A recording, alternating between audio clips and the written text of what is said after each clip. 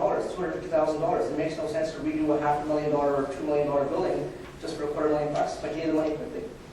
And banks won't even lend you anything, if you probably know, because they're just so tied up with their regulators now. So this is an example of where private lenders can come in really exciting, and just for your information.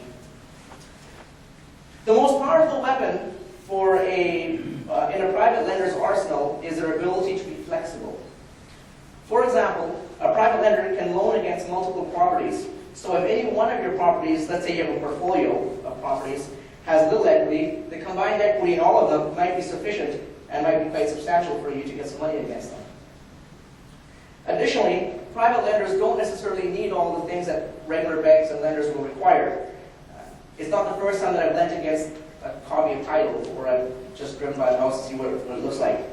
Appraisals are not necessarily important, nor are Phase 1 environmentals for buildings that are retail and don't have any environmental liability, and so what's the big deal?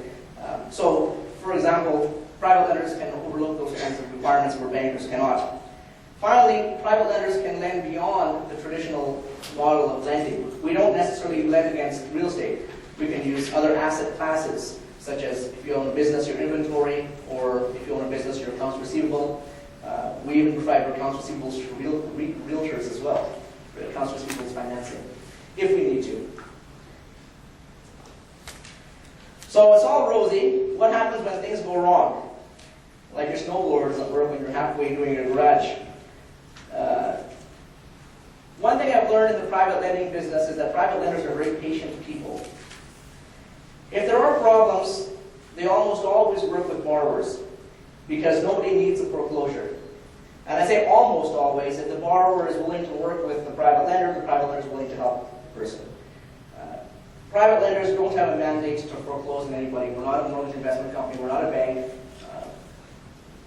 So that's not a problem. If everybody sticks to the plan, there should be no problems. And if there is a problem, well, this isn't rocket science, so we should be able to find a way to fix it.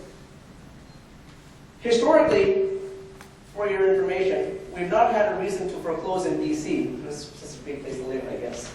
Supernatural. Whereas in Alberta, we have had to foreclose, and our rate is around 10%. Despite this economic climate, it's still not bad compared to what it could have been.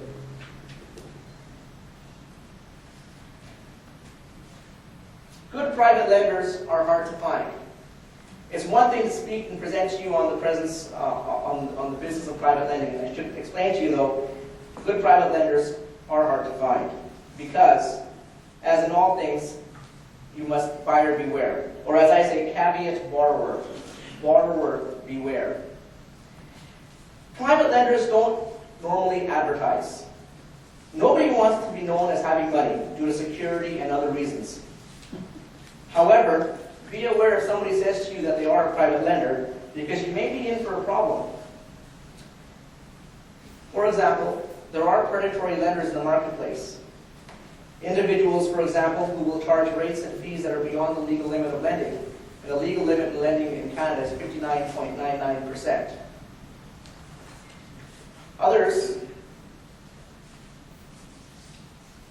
will make promises and they won't deliver. Many a client has sat at their lawyer's office waiting for the money to arrive, and it hasn't arrived. I'm sure you as investors may have heard stories from your friends. And if you use a mortgage broker, make sure your mortgage broker has experience working with private lenders, because many mortgage brokers have made commitments to their clients, and those commitments were not followed through upon by the private lender. So your mortgage broker should be tested and put up to task.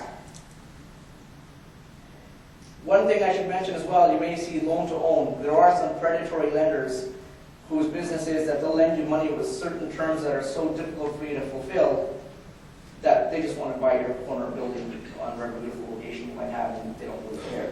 So be aware of that. It's out there. It's a big world.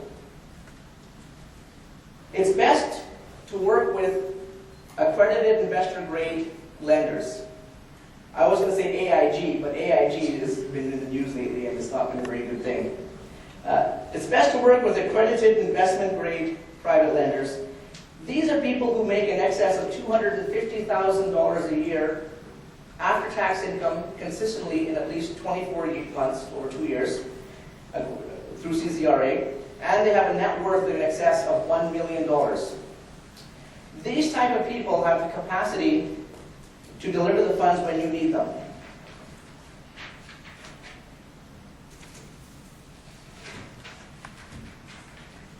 One more final note. Private lenders are the O in OPF, other people's money. Thank you for taking the time to learn about private lending in Western Canada.